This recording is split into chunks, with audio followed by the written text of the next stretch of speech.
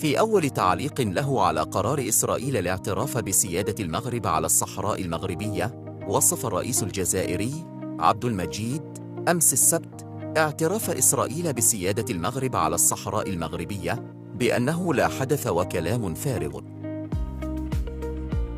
ولدى سؤاله عن تداعيات هذا القرار على المنطقة، قال تبون في حديث بثه التلفزيون الرسمي الجزائري ليلة أمس السبت: بالنسبة لي هذا لا حدث، لأن فاقد الشيء لا يعطي.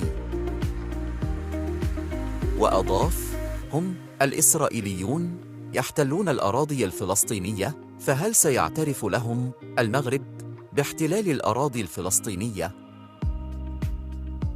وأكد الرئيس الجزائري: هذا كلام فارغ، هناك مشكل دولي ولا بد من حله، وحله يكون عن طريق الأمم المتحدة والقانون الدولي ومجلس الأمن.